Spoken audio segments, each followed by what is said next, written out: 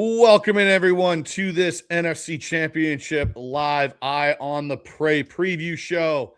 I'm your host, Bryce Coutts, and today I have guest with me, Blaine Grisak from the Rams Call Sheet and SB Nation and covering the Rams. Blaine, how you doing, my friend?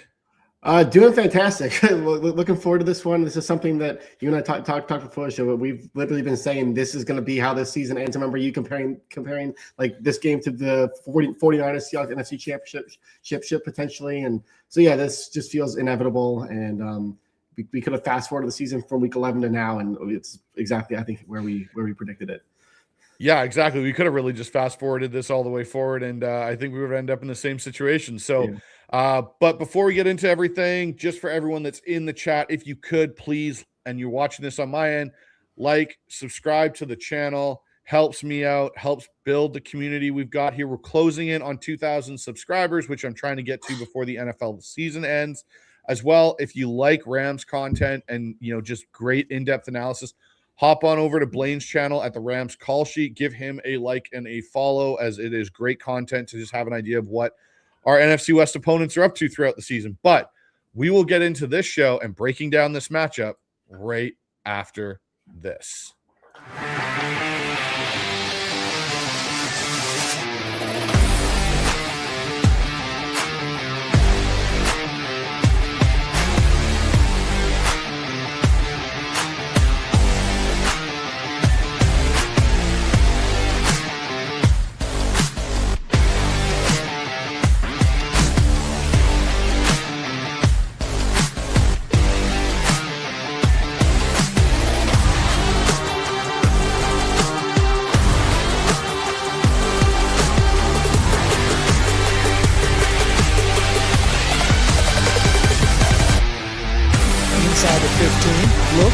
Fires to the end zone. Ball is caught.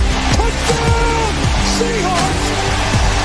Dunking it over the bar is Jackson Smith and Jigba. He's on the run. Lynch. 40. Pushes the man. 35. Look at him go. He's down to 20. 15.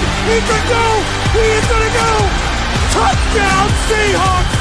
Oh my word. A 67-yard run.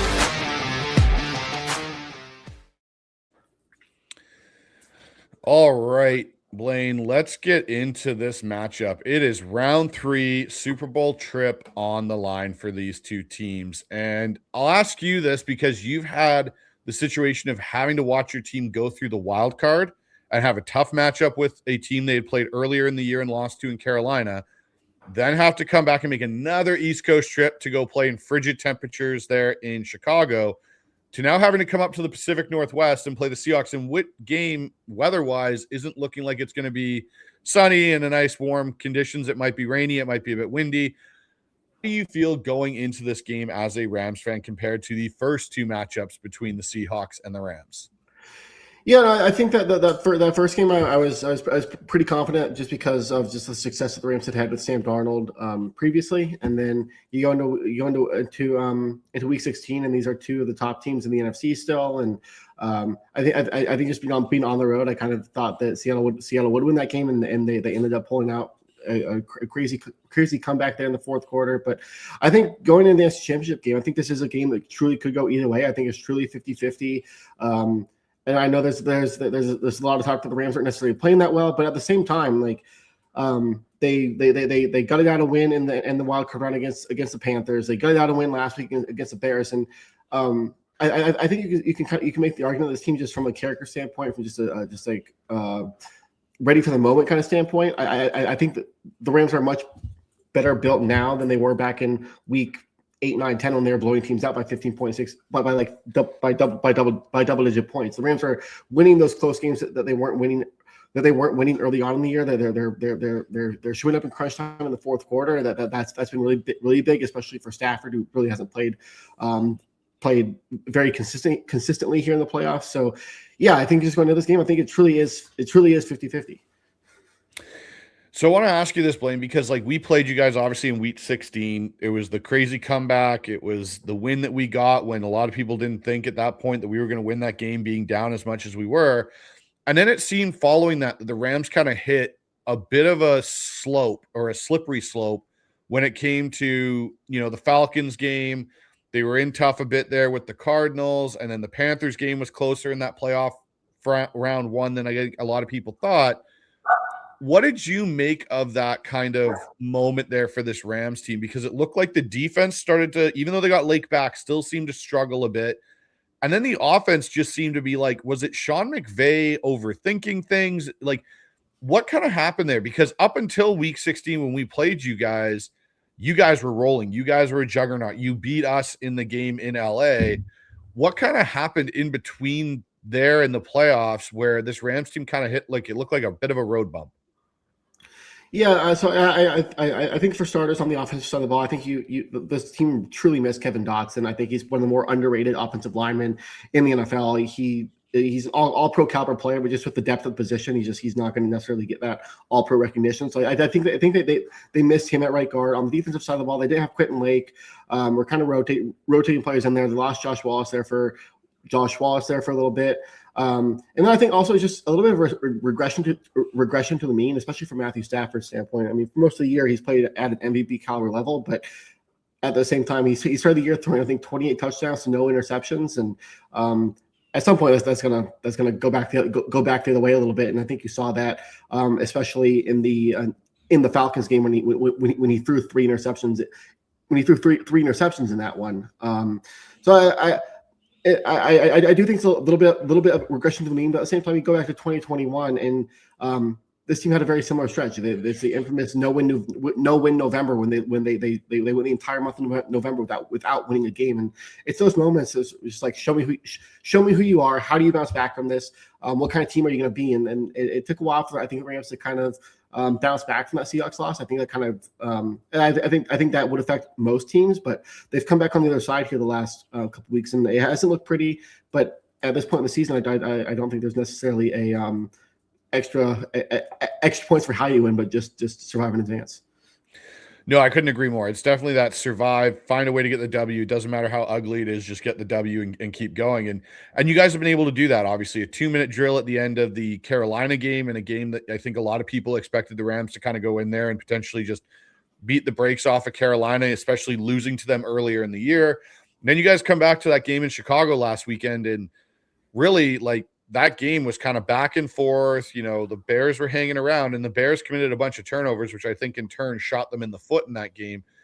And you and me talked a little bit off. I kind of wanted to get your thoughts, maybe to elaborate on it. But what's going on with Sean McVay in that game? Because that was one of the worst called games I think I've seen Sean have in such a big moment for him, because I couldn't understand why you guys just didn't run the ball more against such a bad run defense in Chicago. Yeah, it didn't make sense. The Rams over the second half of the season have really, like, the story of their offense has been getting to 13 personnel, running the ball at teams, and having success that way.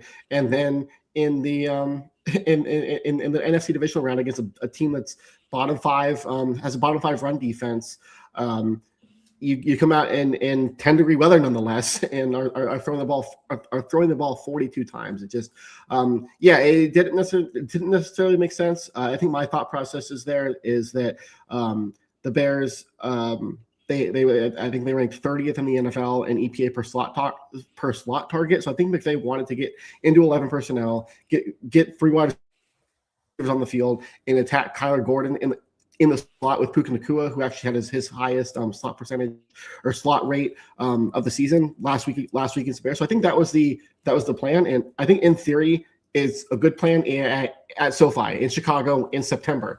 I think in Chicago in December in the playoffs.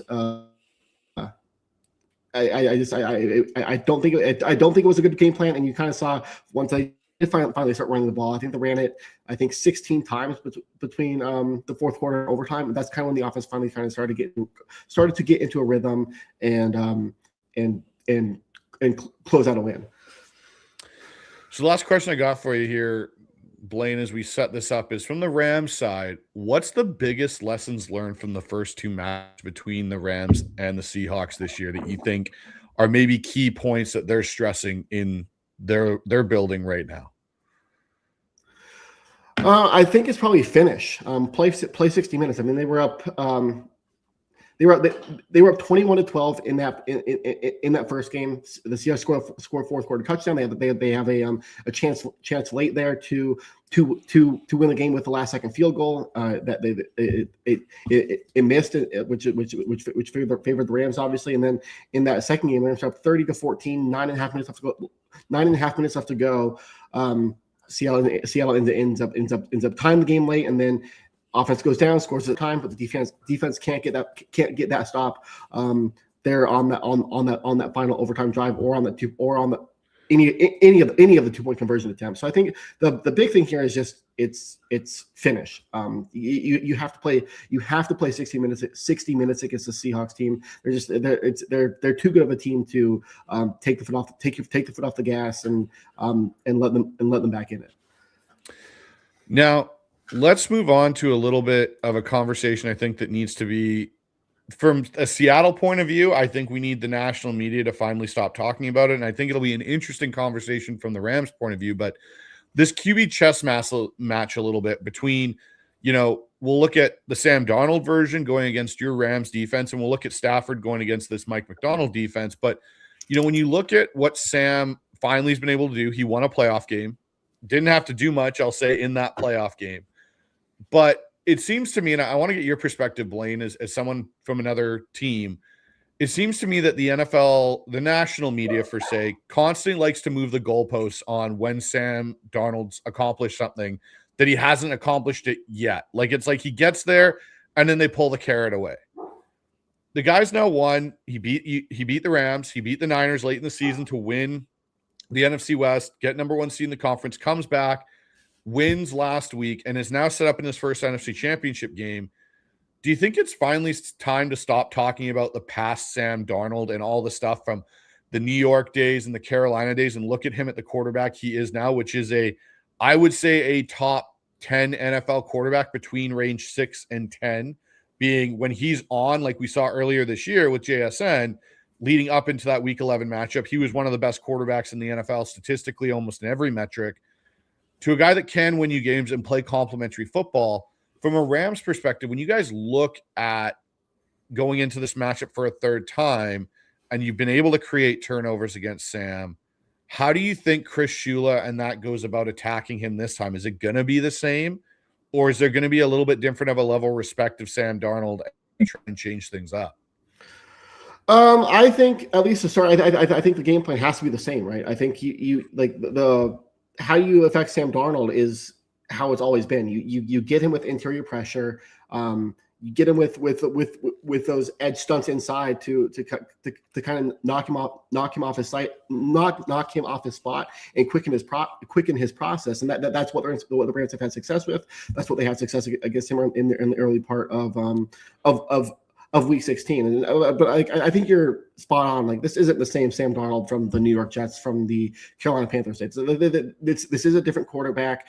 The media's always going to move the goalpost. They did the same thing with Stafford in 2021. Oh, he can't win the big one. He can't beat a team with a winning record. Can't win the playoffs, et cetera, et cetera. And then he did it. And then can he win the Super Bowl? And he finally did. So I think until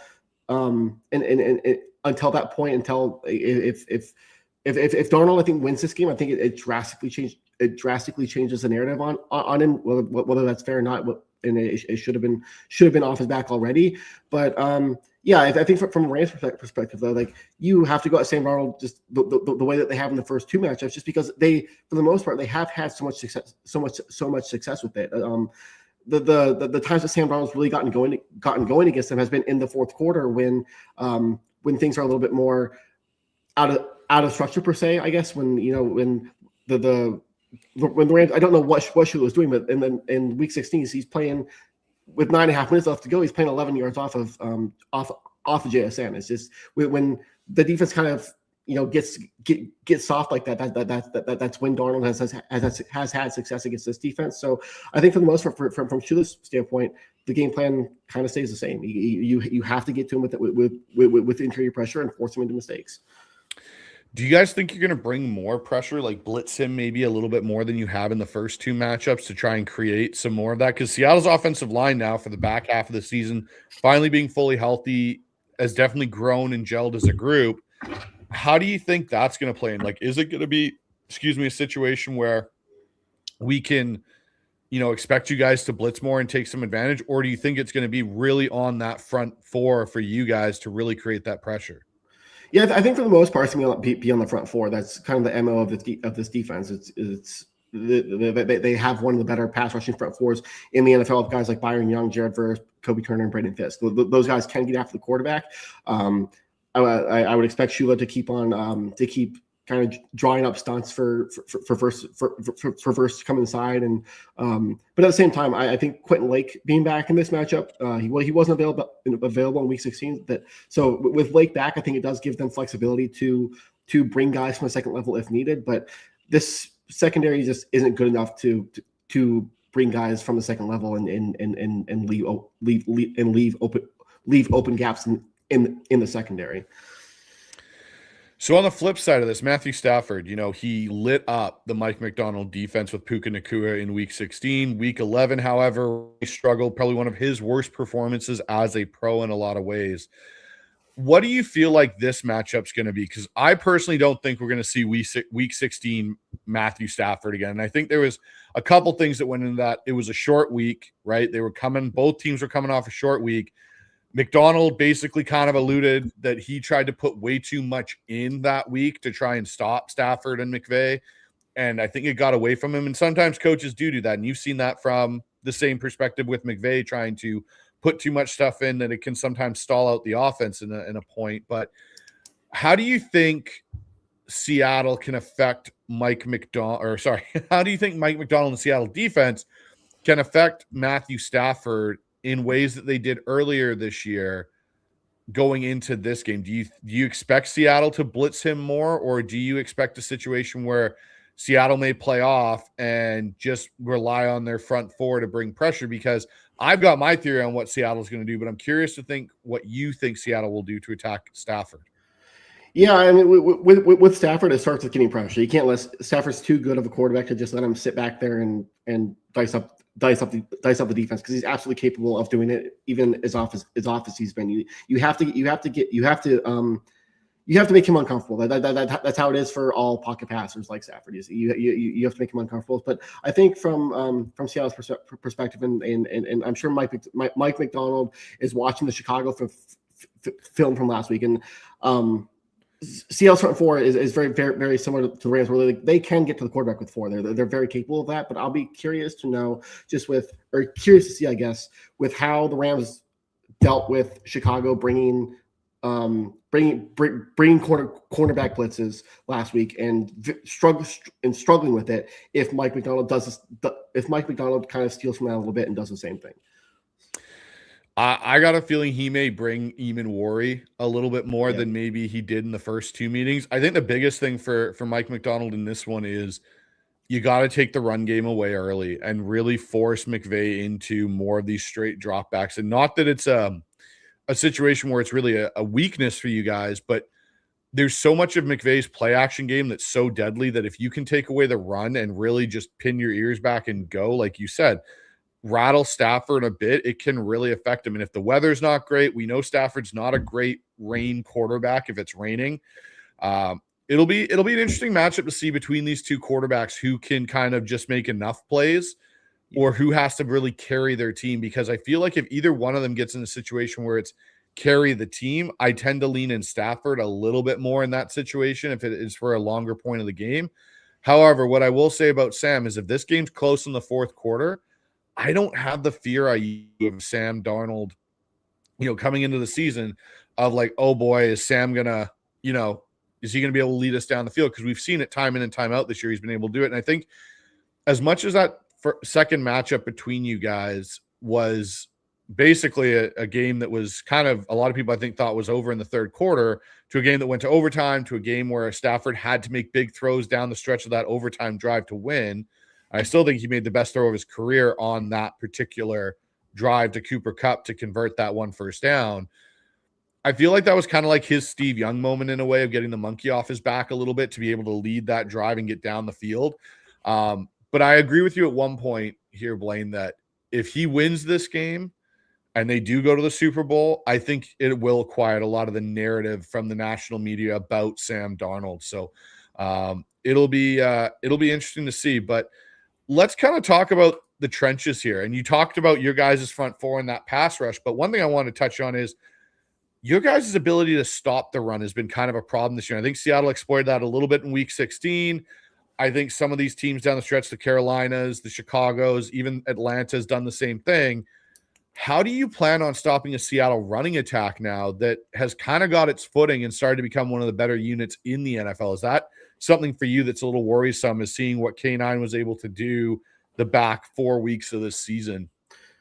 Yeah. I mean, for the most part, the Rams' run defense has been actually very, very, very good this year. They did have moments down the stretch. They obviously in week 16 allowed that big run to Kenneth Walker that goes, I think it was 55 yards for the score, and then against the Falcons they allowed the big run to Bijan Robinson. But this is last week against the Bears. I think the Bears ran the ball 32 times for. It was, I think, 100 and let's see, I wrote down here, 112 yards, I think it was. And it was, I think, only like a 41.7% success rate. So if the Rams can, and I think the longest run in that game too is only 15 yards, which you live with that. You live with the longest run being within that 20 yards. It's those back-breaking 50-yard runs that this defense over the last 6 weeks or over the last four weeks of the regular season really struggled with, and that's what they struggled with last year. But over this offseason, over the last offseason, this is what the Rams defense was built to do. That's why they brought in Poona Ford. That's why they signed Nate Landman. They didn't want to lose in the same way that they lost last year in the divisional round of the playoffs to Saquon Barkley and the Philadelphia Eagles. So they didn't want that. They didn't want that to happen again. But to your point, like Kenneth Walker, he's playing. That Seahawks run game is night and day from what it was early on in the season, from that Week 11 matchup, and that's the key. That's how you take pressure off of Sam Darnold. That's how you kind of open up a play action game, which this Rams defense really struggles defending. So yeah, I think from a Rams defense perspective, you have to be able to. They'll live with giving up 3, 4, 5, 6 yards per carry, but can they limit those explosive plays which they gave up down the stretch? Yeah, I think it's gonna be really interesting with the especially with the early down success rate for Seattle running the ball has really allowed this offense and Sam to kind of settle into games. And so, like, you look at it, the Rams defense does rank near the top in stuff rate and run stop rate up or behind the line of scrimmage. And both teams, the one thing I'll say is rank high when leading. They can control the tempo really, really well with their run games. Seattle's proven that. The Rams have proven that with Williams and Corum. If the Rams lose early down run fits, what do you think Shula's counter is going to be to try and, fix that throughout the game? So I'll give you an example, Blaine. Say that, Seattle really in that first quarter and a half is really able to establish the run, and the Rams are losing those run fits. Do you see Shula potentially changing up, like going from a lot of what he did in the first two matchups was play a lot of too high shell to maybe rolling Lake down more into the box and going to a little bit more of a single high shell safety look? Like, what do you expect would be the counter there from the Rams? Because they both matchups, they played a lot of 2-man high safety looks, which lighten that box. Do you think that's going to be the way they roll it out again? Yeah, I would expect them to continue to try to initially stop it with those light boxes, just because they have had so much success with it, and just the way that Shula uses his safeties, just having those two guys deep and Lake in the slot or Lake and Kitchens back deep, and Cam Curl in the box or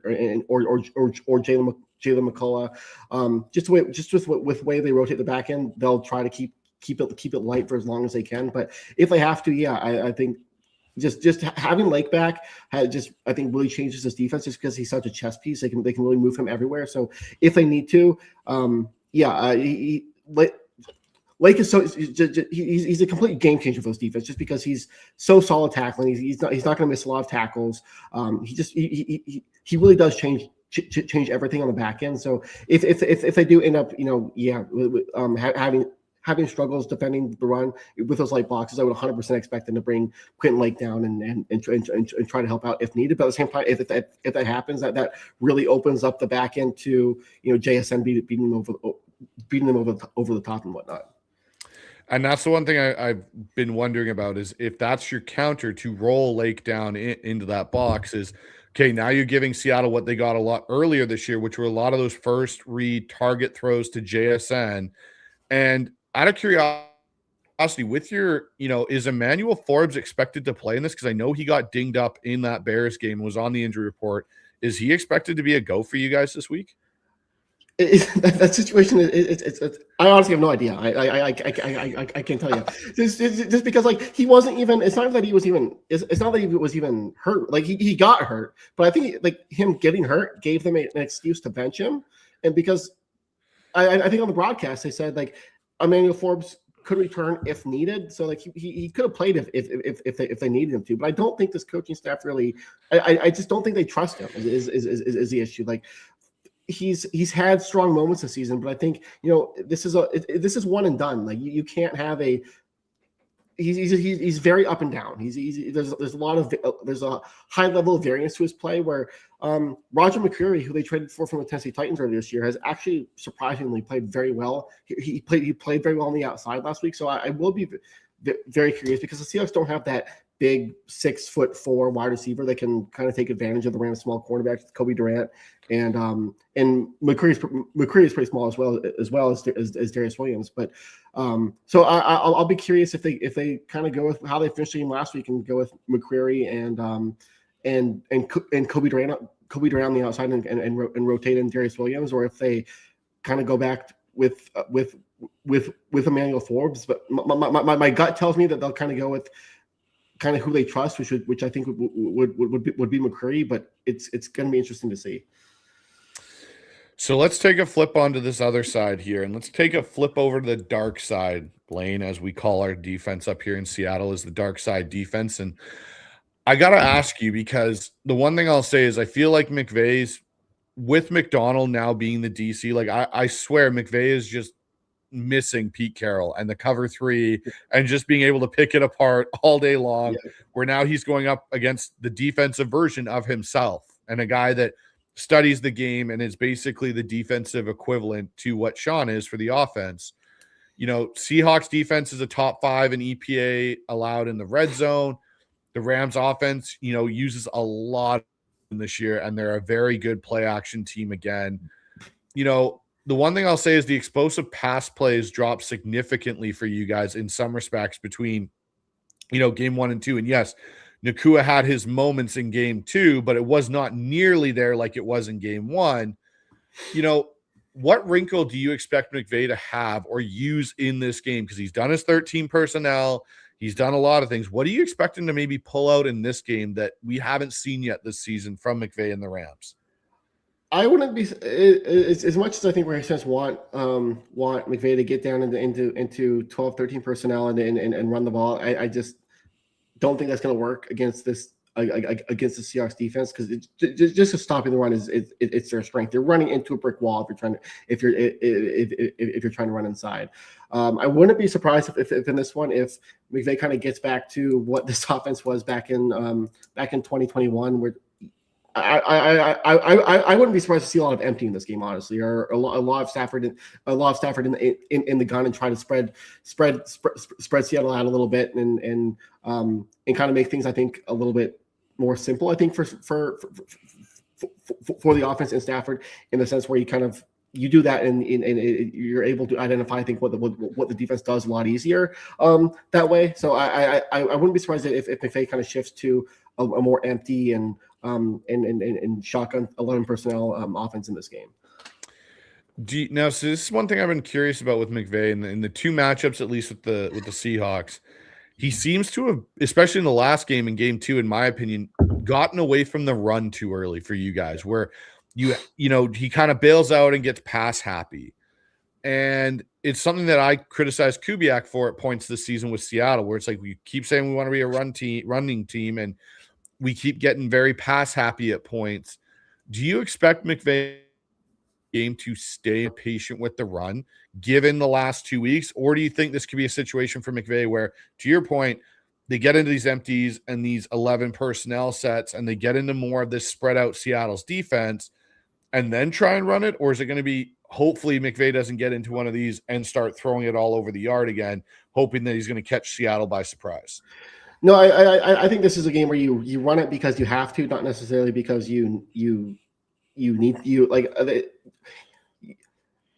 I think they'll run it because they have to, not because they need to. I guess. I do see them having a more pass happy game plan, which again could be for better or worse. But I think in this type of game, in this type of environment, I think want the game to be in Matthew Stafford's hands. And so yeah, you have to run the ball to keep Seattle honest and whatnot, and get those easy yards to set up those third and manageables.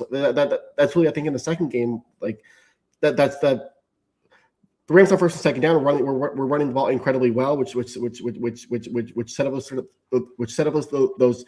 and manageables and kept the offense on track. Whereas late in the game, they were facing all those third and longs, which led to 3 and outs and whatnot, and really allow Seattle back in the game.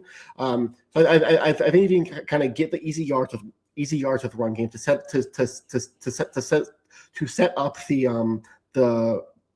the things in empty and whatnot. I think that's the approach you take in this one.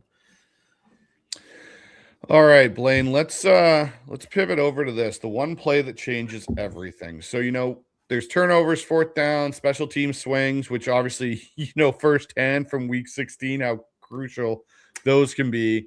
What's a matchup, in your opinion, the Rams cannot afford to lose if they want to win this game on Sunday? Yeah, I think it is.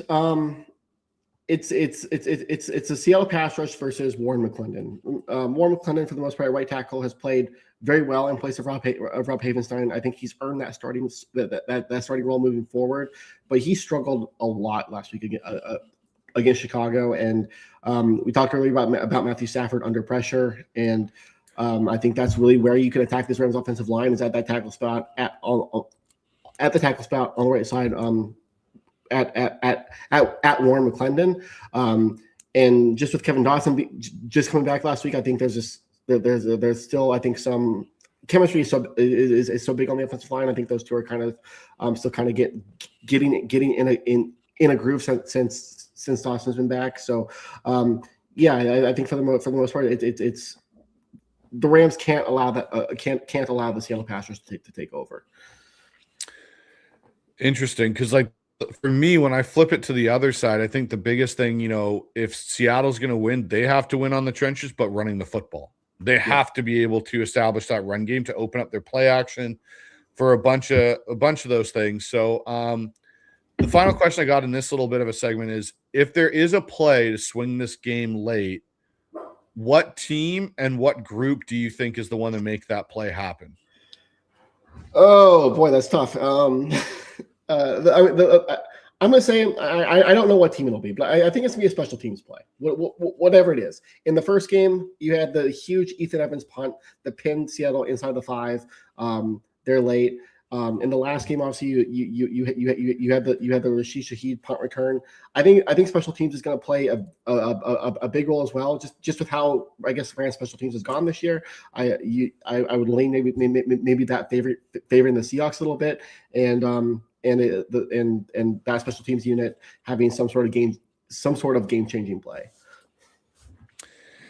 See, I got a feeling for me in this one, if there's a group that I trust to make a play, I got a feeling it's going to be Seattle's defense, and I got a feeling it'll be an interception.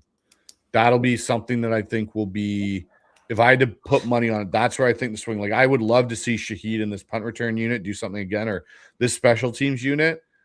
But I just have a feeling that the Seattle defense right now is just, there's something about them playing at a different level, especially coming off what they just did to Kyle Shanahan for basically 2 weeks in a row, where Kyle Shanahan, who's one of the more brilliant minds in the NFL, and yes, he was missing a player out of his offense in George Kittle, he's only been able to muster 9 points. I just have a feeling that this unit's doing what some of those great defenses do in playoffs, which is like, hey, offense, you only need to score 13 points and we got the rest, kind of a thing. I don't think it'll be that type of a situation with the Rams. I think the Rams will score more in this game. But I think Seattle's defense is just playing at another level. And I think there's something to be said. And it's a piece I kind of have been interested in, and I may write about for field goals. But I got a feeling that the Seahawks defense, if they win the Super Bowl, and they play this way, there's an argument to be made that this Seattle 2025 unit has the same, at least to be on the same pedestal as the 2013 unit, and maybe not even looked upon as a better unit overall in one season than that unit in 2013, which is a lot to say because that 2013 unit did win a Super Bowl, but it's an interesting discussion to kind of have. So, Blaine, it'd be interesting too. Like, I mean, Seattle didn't allow a touchdown in Week 18 to the 49ers. They didn't allow a touchdown last week. So depending on how they do in this game and in the Super, and if they make the Super Bowl and whatnot and end up winning, like, yeah, no, I think that like you're spot on. This could be seen as, I think, one of the more dominant defenses of all time, if not at least the modern NFL where offenses are the focal point. So, Blaine, let's kind of talk to the viewers in here, the 12s, and see what kind of questions they've got, because we're going to wrap this show up probably in the next 20 minutes here or so, as I've got to hop on to another show. And then later tonight, 6 o'clock, the Seahawks Syndicate group's getting together for our preview show. So let's hop in here. We got a couple super chats. So off the top, Peter Go Hawks is in here with a $5 donation. Goes, hey, Bryce, if the Rams lose and Stafford retires, do you think they move up in the draft to grab Mendoza?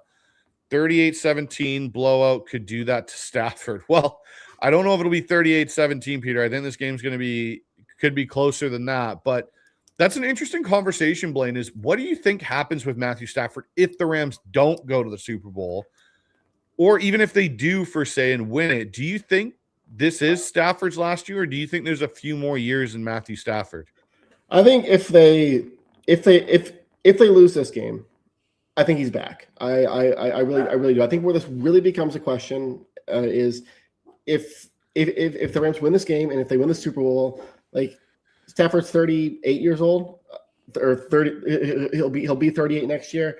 Like, don't you just go out on top and ride it off into the sunset, especially going out, you know, after an MVP caliber season, you win a second one, you're basically a surefire Hall of Famer at that point. You have nothing really left to prove. I think that's at least how I would want to go out.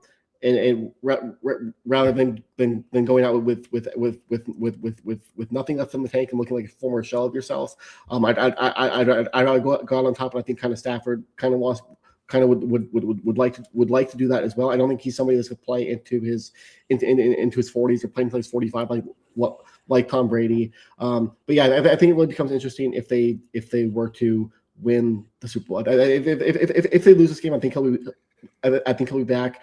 And if he's not back this year, I think the Raiders are pretty sold on Mendoza. I think it would take a lot for them to move out of that spot. So I think they go with a veteran option next year, and then try to put themselves in place for the 2027 class. What do you expect to happen with the Rams' 2 first-round picks? Do you think they package them, or do you think what do you think they do? I think they try to continue to build this roster. I don't think that I don't foresee them moving up. I think just with the secondary, I think you have to go cornerback with one of those, and then I wouldn't be surprised to see them go wide receiver or an offensive weapon of some sort with the other one. All right, we've got Rockman in here. Goes, best intro in Hawks content. I appreciate that, Rockman, and I am working on a new one that will hopefully come out next week. That'll have a couple different twists to it and maybe a change in the music, but overall the vibe will stay the same. So keep an eye out for that and appreciate that. We've got from your side over there, we got Madsen in here. Goes, hey Blaine, always liked your content. from content to articles. Thanks, man. Oh, no, thank you. Thank you. Appreciate that. We've got another question here from Rockman. It goes 4th and 1 on the 20 red zone. First quarter, do you go for it? What would you think the Rams would do in that situation? I think they go for it. I think you look at the first two games. The first game they had that 4th and goal. They went in the first quarter. They went for it. Ended up getting the Darnold interception on that next drive. And I think in the last game they had a 4th down on their opening drive that they went for as well. I think. I just think at this point in the season, you have to go for the win. And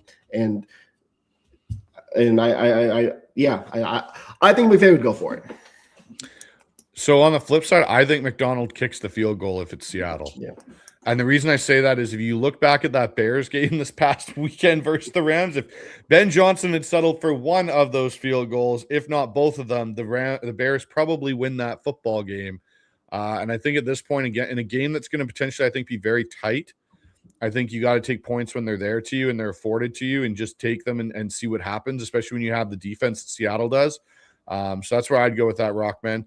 We've got another donation here from I'd rather be flying an X-Wing. Always good to see you. $5 donation goes, what's up, Bryce? Since Minter left, do you think Jim will go after Aiden Durde for DC? Selfishly, I hope he stays, but I'd be happy for him to advance. I don't think Jim Harbaugh will go after Durde because of the fact, and I think this is where Durde getting his interview with Cleveland, I hate to say it, I think it was to appease the Rooney Rule in some aspects. I think for Durde, I think his time will come for sure to be a DC. Who I would expect Jim to maybe go after if I'm on Seattle's roster is Carl Scott, who is basically been the guy that's helped this defensive secondary a lot. Durde still isn't calling plays yet as the defensive coordinator. He's only been in this position under Mike for 2 seasons now. Prior to that, he was a D-line coach in Dallas. So I would expect Jim to want to go after somebody that's a little bit maybe more seasoned and veteran. Maybe he goes after Orr, who's been a defensive coordinator, or you never know. He may go and try and pull a defensive coordinator that he's had in the past from, whether it's the San Francisco era or whatever it may be. He may have some other names he may pull from. I don't expect it to be Aiden Durde. However, Carl Scott is a name to keep an eye on out there from that perspective. That's interesting you say that because I think Chris Shula is probably my favorite for the Pittsburgh Steelers head coaching job. And so if McVay has to replace his defensive coordinator this offseason, Carl Scott was actually a name that I kind of had on my list. I'll be interested to kind of see if McVay tries to steal from McDonald a little bit and add some of his stuff to what the Rams are doing. Yeah, Carl Scott's someone I think that is just not talked about enough for what he's done with Seattle secondary. And you look at Witherspoon, you look at Reek, you look at Ty Okada, Kobe Bryant, Julian Love, that group is very, very good. And I think he's someone that he held over from the Pete era. I think he's been better in the Mike McDonald era here in Seattle. So it'll be an interesting one. See if there's any more in the chat here to pull out. Just kind of going through.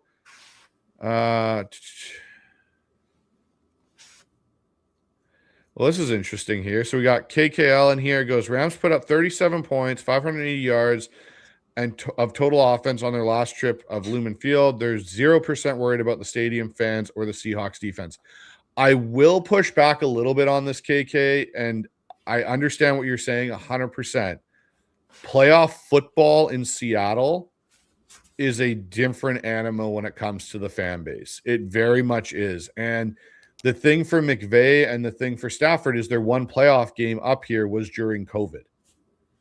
They didn't have to deal with that. And you listen to Brady talk about it with the San Francisco game. This may be even louder than that was. And it is a different experience to deal with. And I'll give you this. Stafford is a very veteran quarterback, and he's been experienced with it.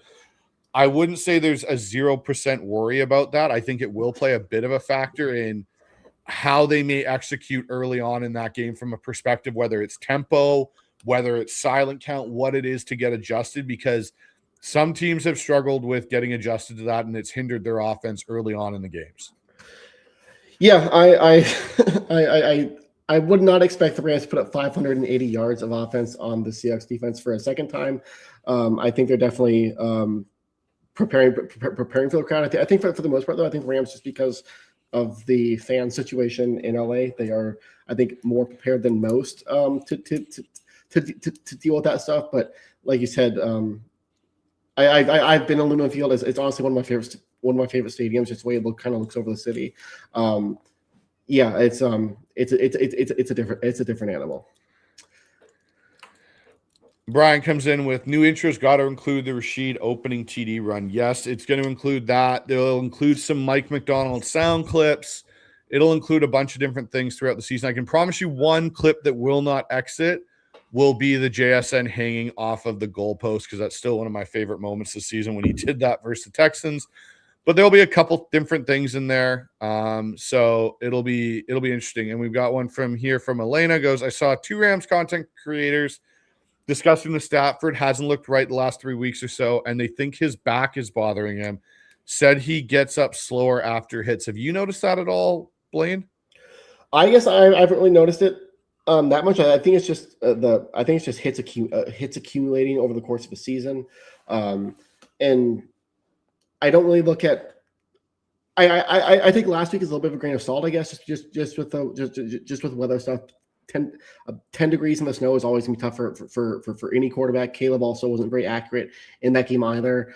When the game's been on the line, Stafford has. I mean, you look at a throw to Devontae Adams in overtime, and it's just this unworldly throw that only a handful of quarterbacks can make. He can still make all the throws. I think for him it's just about being more consistent. And I don't necessarily think his back is bothering him. He did have the hand thing against the Panthers. But yeah, I think it's just being 37 years old and hits accumulating over the course of 20 games now. Yeah, they definitely accumulate. The one thing for me that I wondered about, I should say, in that Bears game was the finger he injured in the Carolina game because of how cold it was, trying to spin a ball, all those things. It'll be interesting. So we'll finish up here with this, Blaine, the final whistle here and predictions and whatnot. And I'll let you go first, but I want to pose this question to you. Is the winner of this game, do you expect them to be the favorite going into the Super Bowl, whether they're playing Denver or New England? 100%. I think this is like I think in some years you kind of can look at the conference championship game and say this is effectively the Super Bowl. And I kind of look at this game with that lens. Like obviously like it's the NFL, anything can happen any given Sunday, any team can win. But I just think these two teams all season long, they've just been on another level, and I would 100% expect whoever wins this game to be favored in 2 weeks. Yeah, so do I. So Blaine, I'll go with this. What is your prediction for this game? Final score?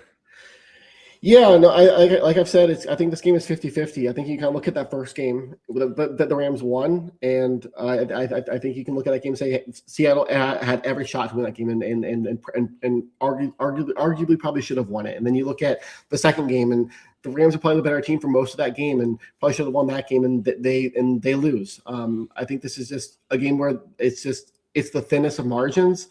I just look at. I think the coach and quarterback that the Rams have, and Mike Macdonald's a great coach. I think he will get one. I don't trust Sam. I don't trust Sam Darnold just yet. I think he can do it. I would not be shocked if Darnold ends up leading the Seahawks down on a game-winning drive or whatnot. But I trust Matthew Stafford and I trust Sean McVay in those situations. In these situations, Sean McVay has never lost an NFC Championship game. He's been in this situation before. So I am taking the Rams in this one. I've been wrong in how I think the game's going to go in the first 2 games too. I think in the first game I thought it was going to be a shootout. Ended up being a pretty low-scoring game. In the second game I was expecting a defensive battle. Ended up being a shootout. So we'll see how this one goes. But I think I have the Rams in this one. I have them winning 23 to 21. Okay, so I'm going to go on the flip side with this because I've always been, even as an offensive player, offensive coach, that defense wins championships. And there's something to be said about a defense playing at home that's a little bit different than an elite defense playing on the road. And for me, the one thing I'll say about Sean McVay's, it's 2 NFC Championship game appearances, correct? If I'm wrong, Blaine, right? 2? Yep. Both were against the 49ers, if I'm not mistaken, correct? What were the 2? The first one they won at New Orleans in that hostile environment. So he's right. Correct. Yeah, that was the Yeah. play action or the pass interference that should have been called game, correct? If I'm not mistaken. Correct. Yes. So there's that one, and then he played against Kyle, and he's always had Kyle's number, it seems, as a coach since he's But at that point, though, Kyle had won 6 straight games against him. Kyle kind of had his number at that point. That's true. Yeah. I look at this and I go, there's a stat too where Mike McDonald has yet to lose a game when he's played the same team twice in the same season. I don't think we're going to see such an easy time like they did in Week 16 versus the Rams, where again 580 yards of total offense, and Stafford had a career day almost, as well did Nakua. There's something about this Seahawks team that they seem pissed off, and I think it has to do with, in some respects, the national media just not respecting them when it comes to all pros in a lot of ways and different things. I just have a feeling this defense is going to play at another level, and that crowd's going to be absolutely insane. I'm going to go, and this is going to probably sound crazy, I'm going to go 31 for Seattle, and I'm going to go 20 for the Rams. Okay. I think it'll be about 11 points. However, what I will stipulate with that is I don't think it's going to be a blowout. I think it's going to be a close situation where maybe there's a turnover late in the game or some sort of swing play that allows Seattle to get up, because prior to that, I think it'll be about a 3-point game most of the day. But I think it'll be 31-20 Seattle. Yeah. And either way, I think either of these teams making the Super Bowl is going to be the favorite, and it'll be very interesting to see what team comes out. And I'm kind of bummed that Bo Nix got injured on the Broncos, because I feel it kind of changes the effect a little bit of that game. I hope Stidham has a great game and is able to beat New England, but I also, as a Seahawk fan, would like another go-round at New England to kind of reset some of those demons from Super Bowl 49. So I can relate. Yes. Yeah. So with that being said, Blaine, again, I just want to appreciate, you for coming on here, man, and bringing your time and your expertise here on covering the Rams to the show. It should be a fun one on Saturday, but just so everyone knows, where can they find more of your content written and your podcast? Yeah, no, you can find all my stuff over at turfshowtimes.com. Follow me on Twitter at bgrisaktst, and then hit that like and subscribe button over at the Rams Call Sheet with Blaine Grisak on YouTube. And then, thanks, Bryce. I've had a great time this season. All three times now coming on, and hopefully we're in for a good one on Sunday. Yeah, I'm hoping it's a good one too as well, and it should be a lot of fun. And 3 times this year. And we'll see what happens come Sunday. I think either way, one of us definitely will be happy, and I think we'll have a good shot at winning the Super Bowl. And I'll put it this way. The best part about this whole thing, Blaine, is hopefully either one of our teams gets to put their flag down in Santa Clara and just make 49ers fans so upset that an NFC West team won the Super Bowl in their stadium. So for myself, for Blaine, thank you all for joining us tonight. And if you guys want, you can come back onto the highs. But until then, as always, stay loud, be proud, and go Hawks. Have a good night, everybody.